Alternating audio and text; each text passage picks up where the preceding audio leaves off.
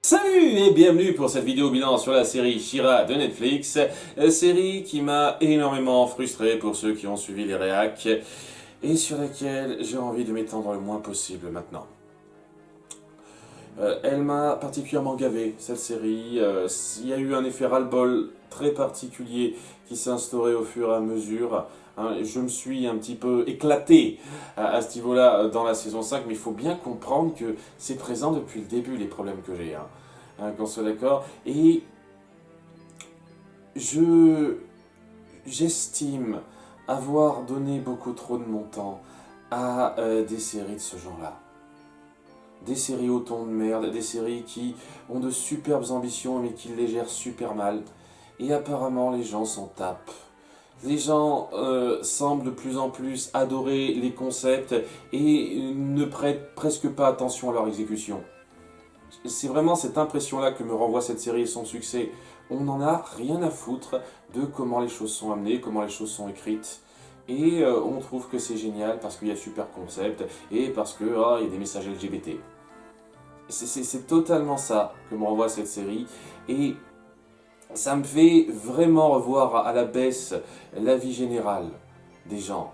Et la vie générale de ceux qui me suivent parce qu'il y a beaucoup de gens qui voulaient que je traite ça, quoi. C'est le genre de choses qui m'a fait réaliser ça et donc oui, cette série a une place particulière dans mon cœur en mal à cause de ça parce que c'est le genre de choses qui me fait réaliser de plus en plus à quel point je suis totalement détaché de la mentalité d'acceptation de ce genre d'œuvre de nos jours. Et ouais, je suis pas mécontent d'avoir fini avec ça et plus jamais une série comme ça, plus jamais. Que ce soit bien clair. Je ne traiterai plus jamais un truc de ce niveau-là. Cela étant dit, donc on va passer rapidement en bilan ce truc. On va résumer le plus vite ce qui va et ce qui va pas. Ce qui va, les points positifs. Déjà, j'aime beaucoup l'univers. L'univers est très vaste. On a vraiment tout un monde magique avec certaines règles un petit peu décousues, mais quand même très sympathique. Une belle faune, pas mal de pouvoirs particuliers. Et j'apprécie énormément le fait qu'on étende ça à l'univers, à l'espace. Ce n'est pas seulement une planète, bien entendu on se centre sur une seule planète Etheria, mais il y a tout un univers à côté, tout un espace à visiter pour voir la grandeur de la chose. Le fait qu'on se soit étendu là-dessus dans la saison 5 notamment, c'est facilement le meilleur point de cette dernière saison, le fait de s'étendre sur quelque chose de plus vaste.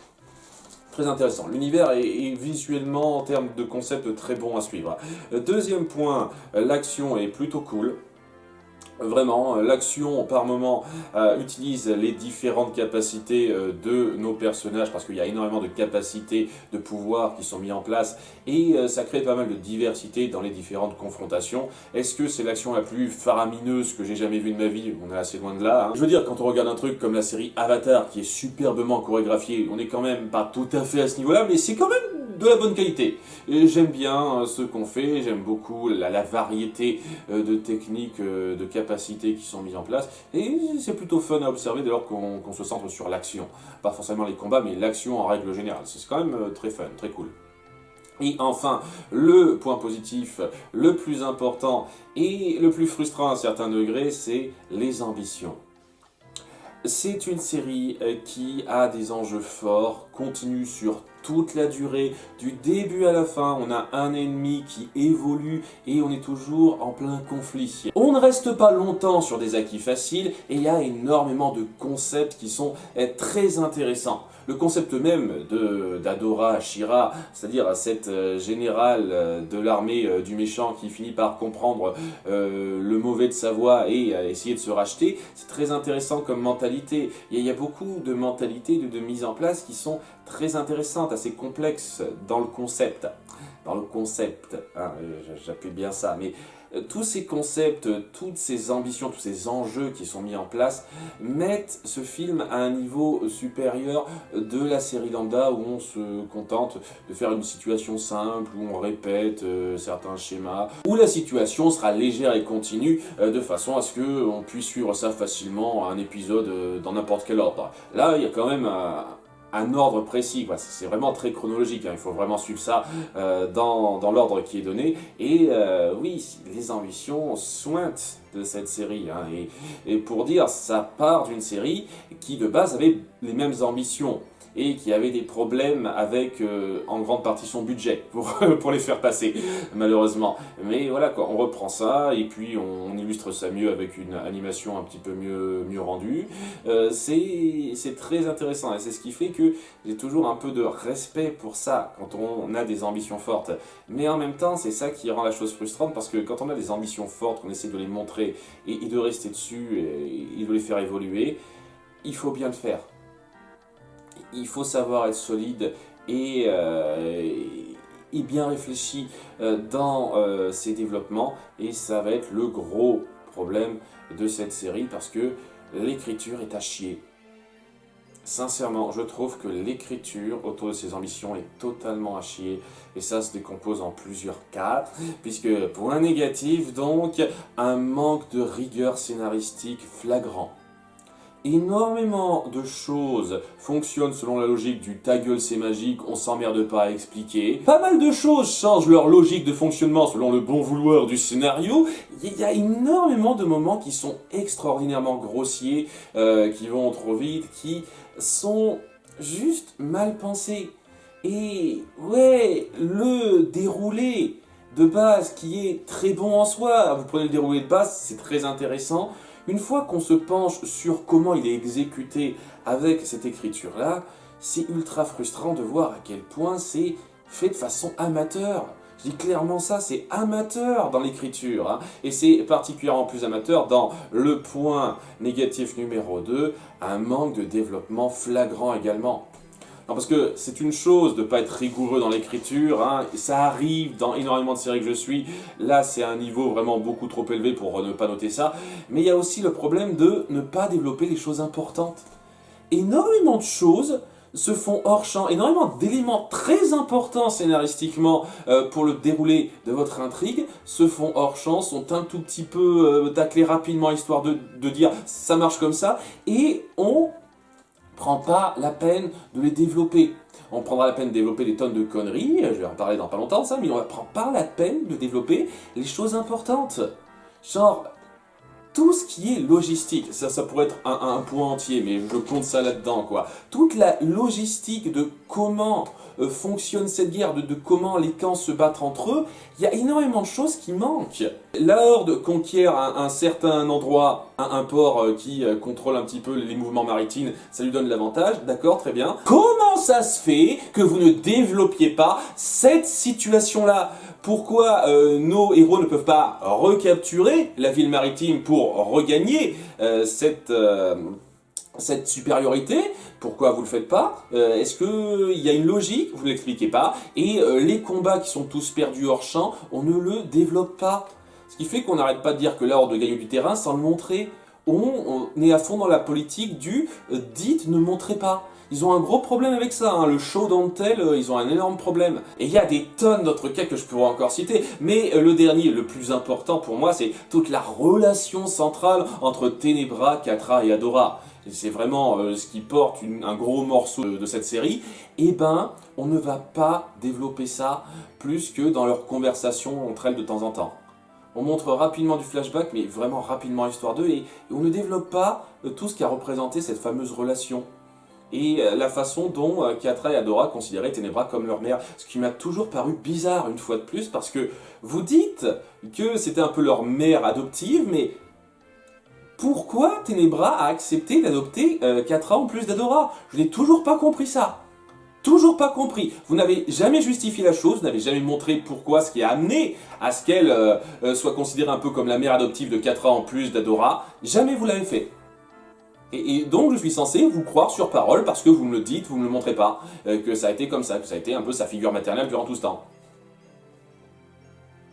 Ce genre de choses, ça aurait dû être développé. On aurait dû dédier tout un épisode rien que sur le passé entre ces trois-là, précis.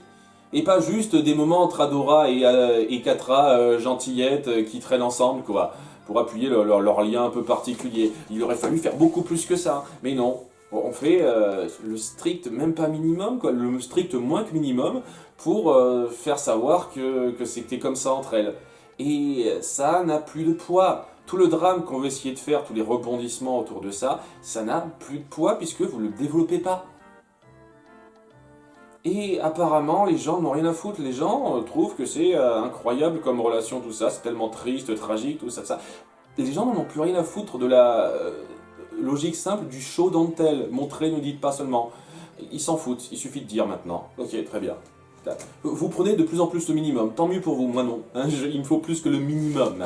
Et bon, ces deux trucs-là, c'est énervant. Ça met déjà cette série à un niveau beaucoup plus bas que ce qu'elle pouvait être, mais ce qui rabaisse vraiment le plus la chose pour moi, c'est le pire point négatif, c'est la puérilité adolescente. Je pense que ça doit être le truc, le terme à employer dans pas mal de séries maintenant. Cette espèce de façon déjà de rendre adolescent la quasi-totalité des personnages déjà, parce qu'on ne peut pas suivre une histoire avec des protagonistes adultes. On ne peut plus. Il faut que l'adolescent se sente représenté, donc c'est que des ados ou des gamins, sinon c'est trop rare. Alors les quelques adultes, ils sont là en rôle secondaire, histoire de dire, mais ils ont jamais de rôle ultra pivot dans l'histoire, à quelques rares exceptions près, c'est que des ados. Et quand on part quand même d'une base qui, à nouveau, est super kitsch, il y a des problèmes de budget, tout ça, mais qui prenait quand même pas mal de choses au sérieux dans son ton, dans ses enjeux, et où les personnages adultes, on sentait qu'ils étaient adultes, passer de ça à des tonnes de personnages ados, je trouve déjà que c'est un peu rabaisser la force du matériau de base. C'est infantiliser un peu le matériau de base. Hein, et c'est un truc qu'on fait constamment. Hein, c'est pas seulement pour She-Ra, on a fait ça pour Zoro, on a fait ça pour Iron Man. C'est complètement con. Pour moi, ce sont des personnages qui sont définis en partie par leur côté un peu adulte. Mais bon, là non, il faut que ce soit des ados pour attirer le public des ados, c'est complètement con pour moi ça. En plus de ça, il faut que vous en fassiez des ados ridicules guignols. Parce qu'il faut du gag régulièrement. Et le gag dans une série animée, c'est quasi automatique. Hein, je connais malheureusement quasiment aucune série animée non japonaise, j'insiste sur le non japonais, qui écrivent ces intrigues sans incorporer une dose notable d'humour. Et ça peut être bien fait, j'adore ça dans Avatar par exemple, mais quand c'est aussi mal branlé que ça, c'est insultant et énervant de voir nos personnages faire les guignols constamment, même quand la situation ne le demande pas. Le nombre de moments qui m'ont gavé et énervé dans cette série où on a nos personnages importants qui font les ahuris pour le gag alors que la situation est grave, alors qu'on pourrait traiter la situation plus au sérieux, c'est le truc qui m'a particulièrement sorti de cette série et qui m'a fait me dire non, plus jamais ça. Je veux plus jamais une série comme ça. Vraiment. Je retombe sur une série comme ça, je fais gueuler bien fort et je vous laisserai plus le choix de quoi que ce soit, je vous le dis clairement. Hein. Donc, ouais, c'est un problème important. Et ça rabaisse totalement la puissance des personnages parce que les trois quarts des personnages sont au bout du compte juste des gros gimmicks. N'ont absolument pas de développement poussé ou satisfaisant, valable, puisqu'ils se comportent comme des ahuris, comme des caricatures, des petits délires comme ça, plus que comme des personnages vraiment multidimensionnels.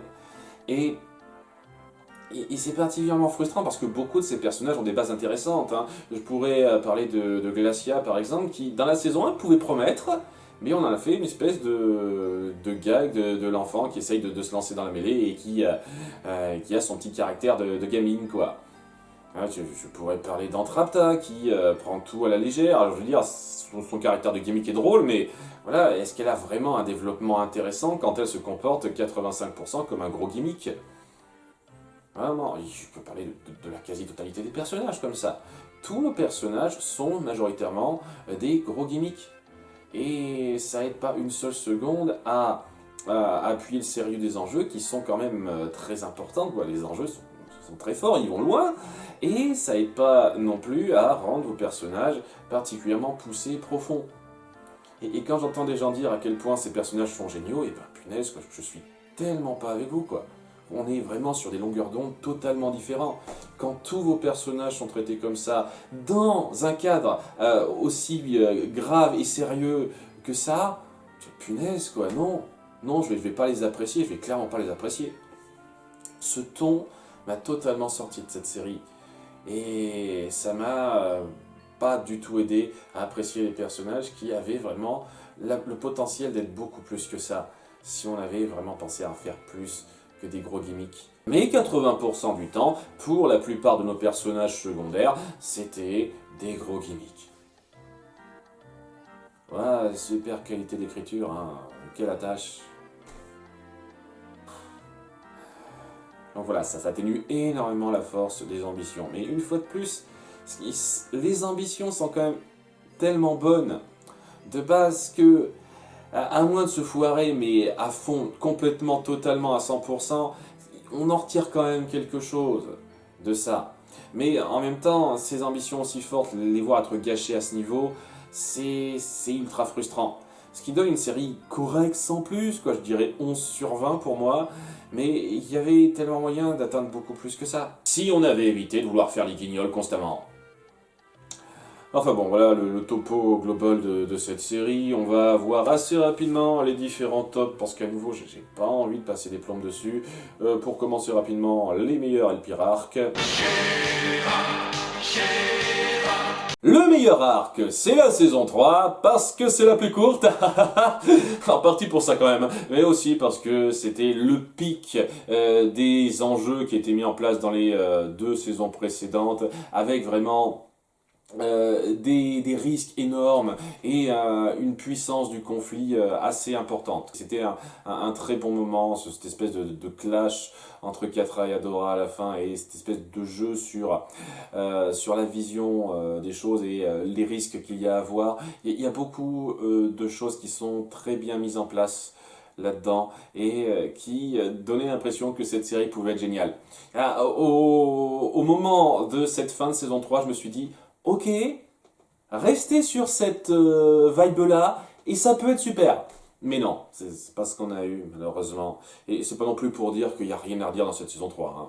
J'ai des problèmes importants dans la mise en scène de certains trucs, hein, qui vont un peu trop vite, et l'acceptation de certains délires, quoi. Mais c'est quand même facilement la plus solide du lot, c'est pour ça que je la compte. J'hésite un petit peu pour celle-là. La saison 2 était très plate, je trouve, mais elle n'était pas aussi irritante que la 5. Disons que la 5, en termes de qualité pure, je dirais qu'elle est un peu plus louable que la saison 2, mais la saison 5 est partie dans des délires et dans des développements qui m'ont particulièrement gavé. Autour de Catra notamment. J'en parlerai dans quelques temps, ça. Donc, ouais, je pense que pour moi, la pire, c'est la 5, pour les divers choix qui ont été faits, qui sont horriblement insultants. Et une fois de plus, quand je vois autant de gens trouver que c'est totalement mérité ce genre de conneries, et que c'est beau, que ça en vaut la peine, tout ça, ça me fait perdre un peu foi en l'humanité. Sérieusement. Donc, ouais, ça me déprime totalement cette saison 5 en fait, de par son choix et de par la réaction des gens à ça. Ça me déprime totalement. Enfin bon, donc c'est pour ça que c'est la pire pour moi. Les persos secondaires sont quasiment tous des caricatures, certaines plus pourries que les autres, donc super choix à me donner, hein, mais bon, il y en a quand même une qui sort du lot et qui est facilement mon personnage préféré tout court de cette série, c'est Ténébra. Ténébra est le meilleur perso secondaire parce que elle a quasiment peu de moments où elle fait la gogole, contrairement à la totalité des autres personnages, et même si certains de ses développements, certains de ses changements de camp se font un petit peu vite, j'avoue que c'est la plus consistante et la plus satisfaisante à voir dans sa mentalité. Voilà, elle veut aider parce qu'elle a ce besoin de se battre contre ceux qui l'ont trahi, donc elle a cette rancune très, très forte qui est appuyée, mais aussi elle est intelligente et elle essaye de faire au mieux en étant calculatrice. Ce qui amène certains conflits puisqu'elle est moins attachée que d'autres au personnage, mais ça n'empêche que elle est bien pensée, elle est bien amenée. C'est un personnage plutôt bien écrit et quasiment le seul envers lequel j'ai quasiment aucun grief. en termes d'écriture, ce qui fait que je suis facilement le meilleur personnage du lot, hein, parce qu'il n'y a aucun autre personnage contre lequel je n'ai rien à redire. Alors, je ne dis pas non plus tout à fait rien à redire, mais vraiment, j'ai peu de choses à redire sur le développement de Ténébra. Ce qui est beaucoup plus que je peux en dire que sur n'importe quel autre perso. Donc facilement, de loin, mon perso préféré, celle-là.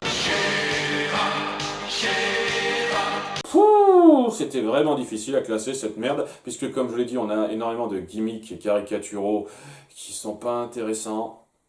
Et j'ai dû choisir entre les trois les pires, c'était pas si simple. Déjà, Glacia. Une fois qu'on se penche sur le personnage à partir de la saison 2 et qu'on passe la merde que c'était dans l'épisode 1 de la saison 2, c'est pas le pire, mais disons que c'est un gâchis énorme quand on voyait le potentiel qu'elle présentait dans la saison 1. Donc voilà, il y a ça qui la rend assez irritante, mais elle n'est pas aussi irritante que les deux suivants, c'est-à-dire en numéro 2, Fordak. Je ne comprends pas l'engouement autour de ce personnage.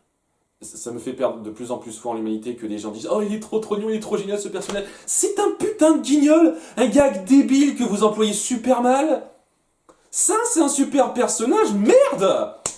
Ne me proposez plus jamais rien, ne me proposez plus jamais rien à faire, hein, si c'est comme ça que vous pensez, parce que, clairement, on n'est pas du tout sur la même longueur d'onde, hein. C'est un débile profond qui suit le mouvement pour le gag, qui avait les bases pour être intéressant dans son concept, mais qui est traité par-dessus la jambe pour la farce.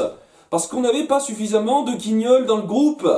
Donc ouais, c'est de la merde, il est super irritant dans sa façon d'être incrusté dans le délire. Et ouais, il appuie davantage le ton de merde qui me saoule dans cette série. Mais le pire pour moi, c'est quand même Faucon des Mers. Faucon des Mers, qui de base déjà était un personnage beaucoup plus intéressant dans la série d'origine. Alors à nouveau, c'était kitsch et tout, mais c'était un personnage sérieux qui avait un passif assez grave et il y avait une histoire intéressante autour de lui, quoi. C'était un pirate qui était obligé d'obéir à la Horde parce qu'on le payait, parce qu'on le forçait un peu, mais Shira venait pour le convaincre et l'amener à reconsidérer sa position pour regagner un petit peu sa fierté en luttant pour ce qui est juste. Il y a quelque chose de très bon là, et c'était pas un gros guignol stupide. Mais là, c'est juste un gros guignol stupide. J'ai rien à dire, il est débile, il a quasiment aucun moment sérieux quoi que ce soit. Il est là pour amuser la galerie, et il est pas drôle du tout. Ah, j'adore en faire des caisses, j'adore brûler mes bateaux pour l'effet dramatique. Je suis tellement drôle, regardez-moi. Ferme ta gueule, va te faire enculer. Sérieusement, imbuvable ce gars. À chaque apparition, il était super saoulant et facilement le pire. Une insulte, ce gars, une insulte. Ensuite, donc, on passe aux méchants. Techniquement, pour moi, on a trois méchants principaux, c'est-à-dire Hordak, Horde Prime et Catra. Voilà, hein, on va parler en détail de la considération Catra, mais voilà, Catra dans les saisons 1 à 3,5, c'est une méchante, Hordak dans les saisons 1 à 4, c'est une méchante, et Horde Prime dans la saison 5 et un tout petit peu avant, puisqu'on l'avait vu rapidement à la fin de la saison 4 et un tout petit peu dans la fin de la saison 3. Voilà, ces trois-là sont les méchants principaux, et ils sont tous un peu foirés au bout du compte, à un certain degré. Mais en tant que méchant pur, dans la période méchant, je préfère largement le développement de Catra à cet égard.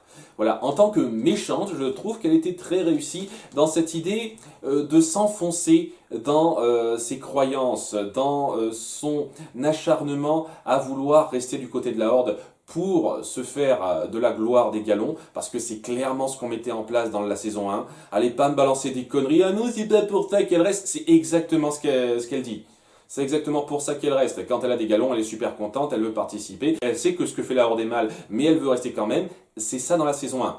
Si vous voulez avoir une mémoire sélective, très bien, mais ne venez pas me donner de conseils ou ne me dire comment penser. C'est exactement comme ça dans la saison 1. Quoi. Donc, elle a ce côté, je veux la gloire en dépit du fait d'avoir cette attache envers Adora. Et je finis petit à petit par creuser l'écart et choisir vraiment le camp vers lequel je veux partir. C'est-à-dire le camp du mal pour la gloire, parce que de mon point de vue, tout est de ta faute, alors que c'est clairement pas de la faute d'Adora, hein, c'est juste elle qui reporte ses échecs sur elle, et elle veut tout envoyer chier au bout d'un moment, parce qu'elle en a plus rien à foutre. Très intéressant cette descente aux enfers mentales de sa part, et cette considération à la fin de tout balancer parce qu'elle en a plus rien à foutre et elle veut juste faire souffrir tout le monde parce qu'elle pense que tout le monde la fait souffrir, alors que c'est pas le cas. C'est elle qui projette ça, quoi. Et ce qui en fait une bonne connasse, une belle connasse, bien rendue, bien fichue. Mais il y aura un problème avec ça, mais on va en parler dans pas longtemps. Cela dit, dans le conflit qu'elle apporte comme ça et dans l'évolution très infernale qu'elle touche, elle est très intéressante à ce niveau-là en tant que méchante. Et c'est pour ça que je la situe numéro 1 à cet égard. Le pire méchant, Horde Prime est un gâchis parce qu'au début il promettait un peu, mais il est devenu tellement lambda et quelconque en tant que grand méchant. Oh, je me la pète, je suis tellement plus fort que vous, quoi. Ce qui fait qu'il m'a laissé aucune marque.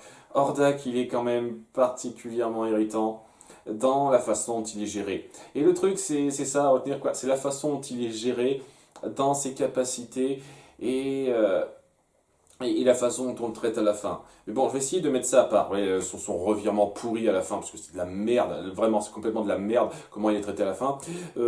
Si on met ça de côté, j'ai un énorme problème avec le côté très yo-yo de ses capacités. On montre ce que c'est quelqu'un de très puissant, qui a vraiment fait son insurrection et fait du mal à tout le monde sur la planète, mais il se fait laminer comme une merde dans ses directives pendant plusieurs épisodes parce qu'il sait pas comment réagir, il fait gaffe à rien pendant pas mal de temps et il s'intéresse qu'à une chose sans être doué pour ça en fait. Il faut que quelqu'un l'aide. C'est tellement une victime le pauvre gars au bout du compte et on essaye vraiment de le dépeindre de façon claire comme un grand conquérant qui a fait du mal à tout le monde. Hein. Il est responsable de la mort de beaucoup de personnes. Hein. C'est dit de façon super claire.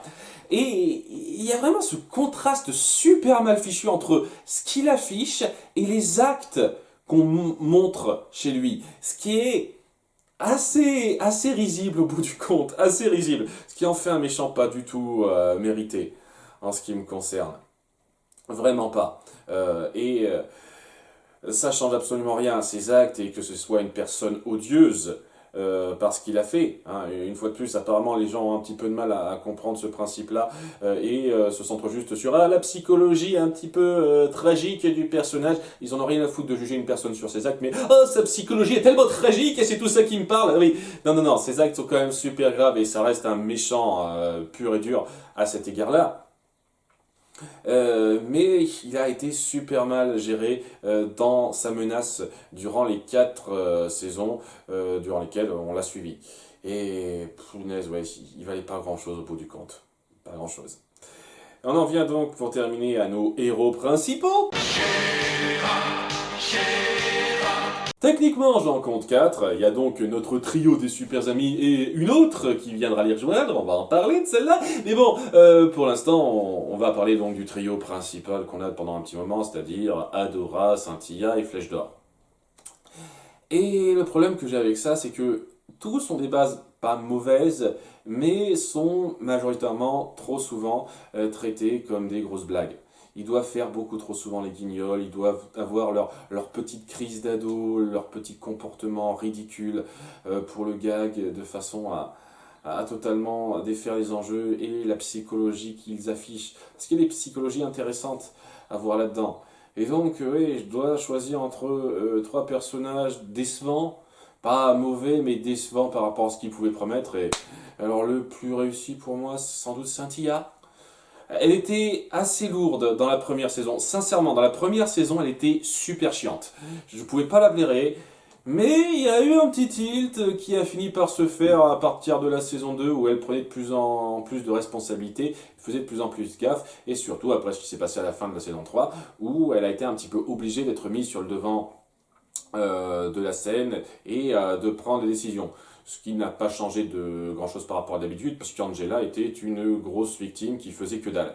Mais bon, voilà quoi, elle a joué un petit peu là-dessus, et Voilà, elle a gagné en profondeur avec ça. Elle a eu beaucoup de moments où on sentait un peu sa peine et son désir de bien faire.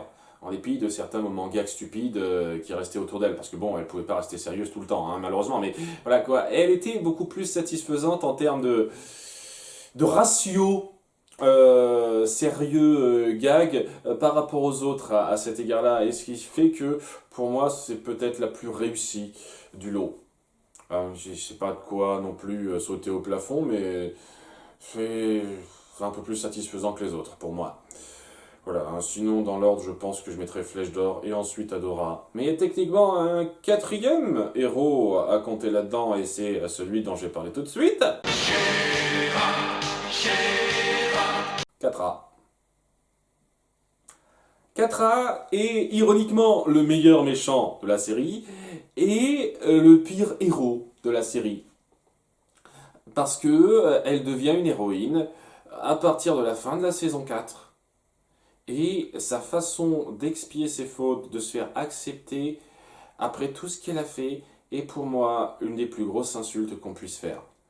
Et le fait que tellement de gens disent que c'est mérité et justifié, pas ça explique, non, non, non, énormément de gens trouvent que c'est justifié, disent ah c'est tellement beau ce qui leur arrive, je suis tellement contente pour elle, ah Ténébras t'es vraiment une salope avec ce qu'elle a fait, ouais Ténébras t'es vraiment la grande salope, hein. Par contre Catra c'était juste la grosse victime qui était prise là-dedans, mon cul quoi.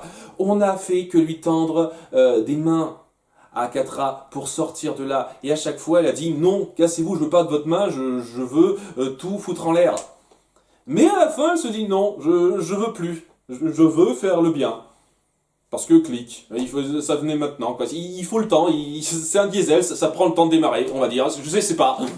Et tout le monde accepte ça. Il y a énormément de gens qui disent ça c'est super pour elle, je suis tellement content, elle le mérite, c'est tellement super ce qui lui arrive à elle et à Dora, super coupe de l'année, vive les gays, tout ça, allez vous faire foutre quoi. Sérieusement, vous me faites perdre foi en l'humanité avec ce genre de considération. Elle le mérite? Merde, elle mérite que dalle. Après toutes les décisions qu'elle a prises, après toutes les conséquences de ces décisions, à nouveau, à la perte d'Angela, personne ne se préoccupe de qui est responsable, personne ne la blâme pour ça, alors qu'elle est responsable directe de la chose, mais tout le monde s'en branle. Et tout le monde l'accepte petit à petit facilement, avec des petits épisodes légers comme ça. On est tranquille, là, on se marre. Et je suis censé accepter ça. Je suis censé dire oh ouais c'est génial, hein, super héroïne maintenant. Allez vous faire enculer, hein. Allez vous faire enculer, hein. Vous foutez de ma gueule et sérieusement vous foutez en l'air toute la prémisse super bonne sur le fait de creuser sa propre tombe. Hein, de dégénérer soi-même vers ce statut de non-retour. Parce que les actes d'une personne la définissent. Apparemment, les gens n'ont pas cette vision-là, et je suis désolé si vous voyez pas ça comme moi, mais pour moi, c'est super important. Les actes d'une personne la définissent. Et quand, dans nos actes, il y a le fait de faire sciemment en sorte que le monde s'effondre parce qu'on veut tout foutre en l'air, pour moi, il y a un moment donné, non. T'as atteint le point où on va pas te sauver. T'es une connasse, t'es une méchante. Et t'es une super méchante, hein, ça passe très bien. Mais si tu dois revenir sur tes pas et dire je suis tellement désolé pour ce que j'ai fait, eh ben allez vous faire mettre. Seulement, c'est une héroïne de merde. C'est une héroïne de merde super mal amenée, version fanfic, parce que les gens voulaient qu'elle revienne du bon côté, parce que oh, regardez comme c'est tellement tragique le personnage, tellement que ça aille mieux pour elle, ah super, ça aille mieux pour elle, et puis c'est un couple gay, hein, c'est trop génial. C'est un truc aussi, un petit détail à la con, j'en ai pas parlé en détail. Mais j'ai vraiment le sentiment qu'une bonne partie des gens qui trouvent ça génial seraient un tout petit peu moins enthousiastes si Catra avait été un mec. Non mais sérieusement, hein, vous auriez fait exactement la même chose. Exactement la même chose avec Catra qui était un mec. Je suis vraiment pas sûr que tellement de gens auraient trouvé ça aussi génial. C'est un petit peu le revers de médaille avec ce genre de choses.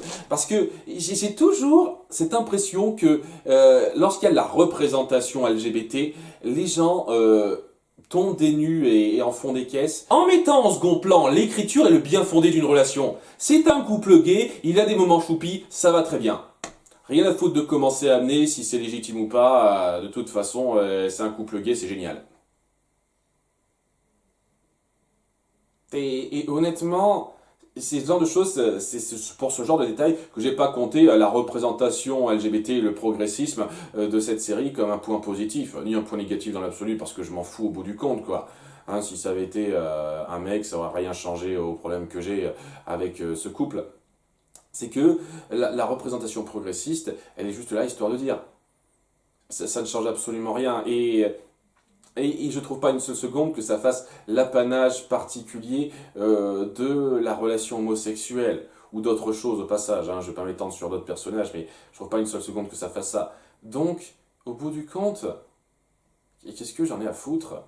Et qu'est-ce que j'en ai à foutre de ce couple si vous n'êtes pas foutu de régler proprement quelque chose comme ça, d'amener de façon satisfaisante quelque chose de ce niveau-là. Beaucoup de gens disent, oui, peut-être que si on avait passé plus de temps sur la rédemption de Catra, ça aurait pu mieux passer. Sans doute, mais ça change absolument rien au fait que si vous aviez voulu faire en sorte que Catra puisse se repentir et revienne du bon côté, il fallait pas la faire tomber aussi bas. Il fallait pas lui faire prendre des décisions aussi graves dans la saison 3. Parce qu'à ce moment-là, non. Non, c'est clairement pas les décisions de quelqu'un qui a prévu de faire se racheter ce personnage. C'est la décision de quelqu'un qui a décidé de faire tomber ce personnage à un niveau où c'est une grande antagoniste. Et accepter ça, voir autant de gens dire que c'est génial, je vous jure, ça me déprime. C'est le même principe des gens qui vont trouver des excuses pourries au comportement de Varian alors que c'est un petit connard. Et tout le monde dit oh non, mais tellement triste le personnage. Merde. Merde. Sérieusement, je ne veux plus jamais que vous me proposiez des séries avec des personnages de repentis comme ça parce que c'est de la merde pour moi. C'est de la merde et le fait d'excuser ça aussi facilement me fait avoir une piètre opinion de votre opinion. Sérieusement. Sérieusement. Donc voilà, je suis désolé si je suis méchant avec ça, mais bordel de merde, c'est l'un des points les plus énervants et crispants de cette série, et c'est ce qui fait majoritairement que cette saison 5 est la pire pour moi. Catra est une héroïne de merde dans son concept, après tout ce qu'on a développé autour d'elle avant. Mais vous avez voulu en faire une héroïne. Tant mieux pour vous. C'est génial, beaucoup de gens vont pouvoir faire des fanfics là-dessus. Puisque en gros, ce que vous vouliez faire, c'est du gros fanfic à la fin, quoi. Voilà pour les personnages. Donc, pour terminer, les meilleurs et les pires épisodes, en commençant par... Bon, désolé de gâcher l'ambiance, mais je pense que pour terminer, je vais faire ça assez vite, puisque ça commence un petit peu à me saouler.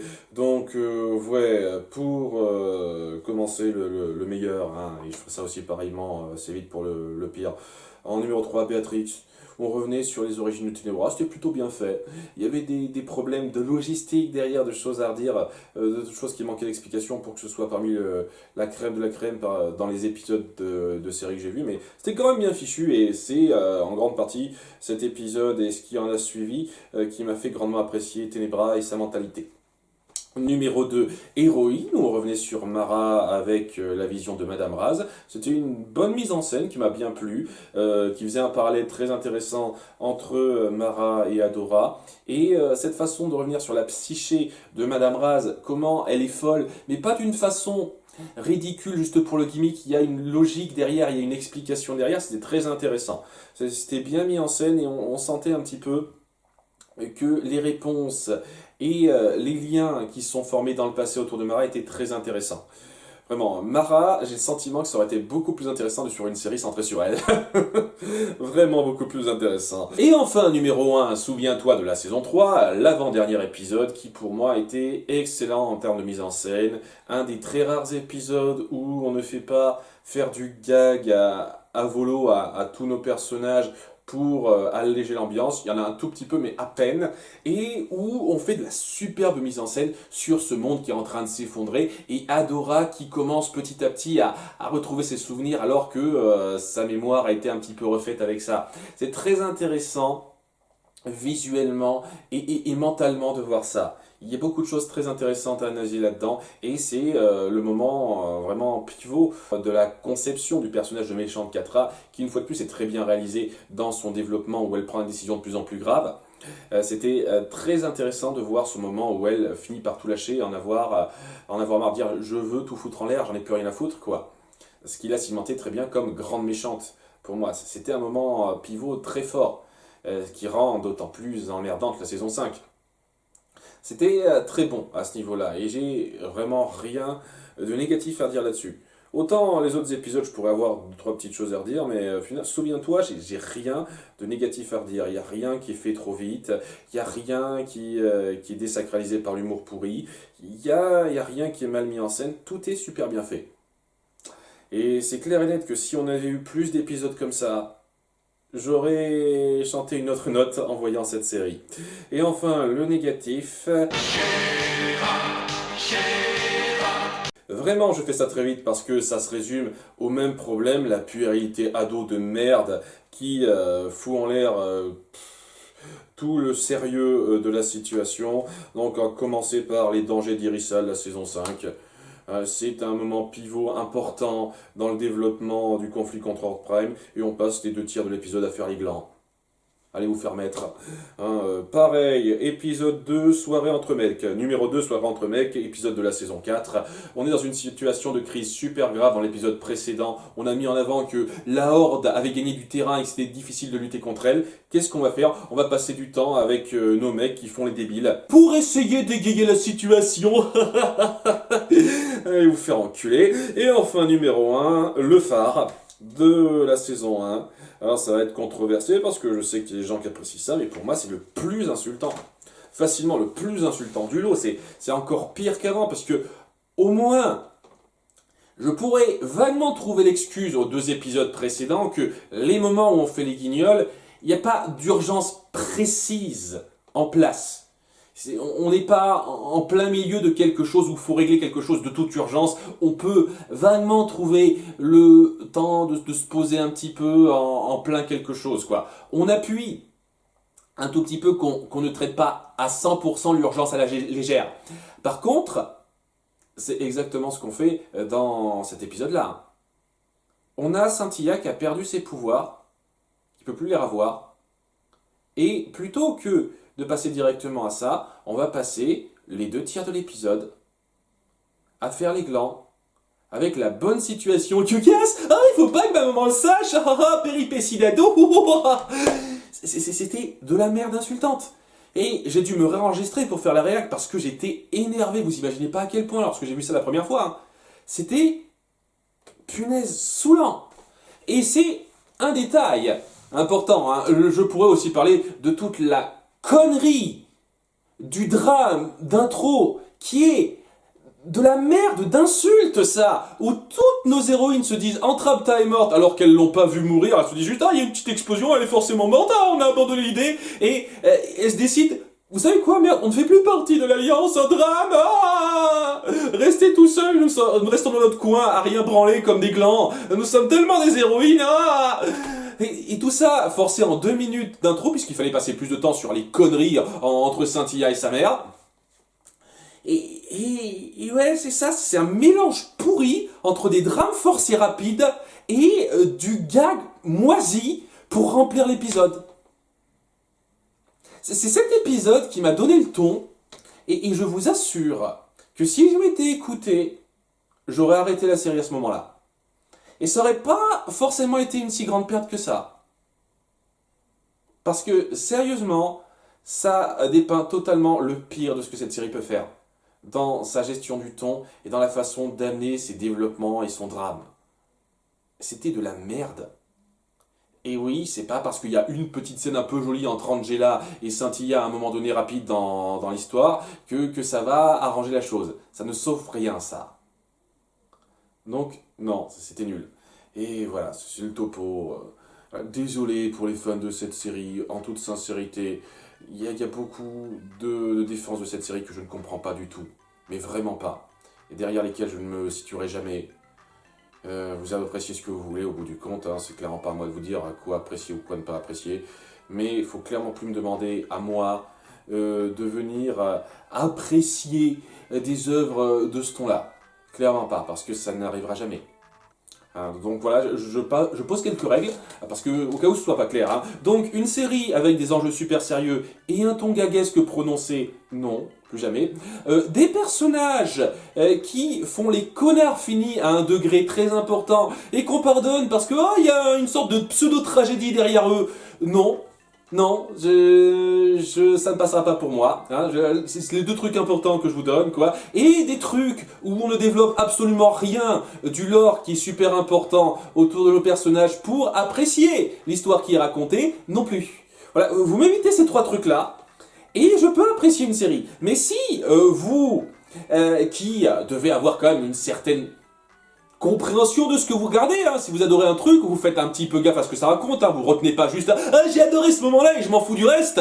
Parce qu'à ce moment-là, ok, fermez vos gueules, ne me proposez rien, hein. Dites rien, ne faites rien. Je veux des gens qui réfléchissent quand même, hein, avec qui discuter, quoi.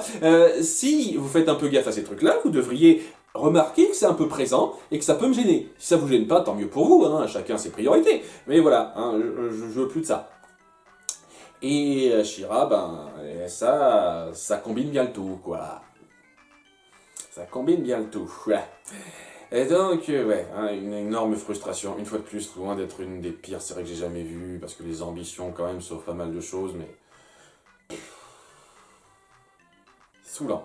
C'était saoulant de gâchis de potentiel, ce truc. Et ça m'a profondément gavé de voir un tel gâchis se dérouler devant mes yeux. Et je veux plus voir ça. Je veux vraiment plus voir ça. Donc, voilà qui conclut ce bilan. Hein, désolé si j'ai braqué une fois de plus les fans de cette série. Hein, aimez ce que vous voulez à nouveau.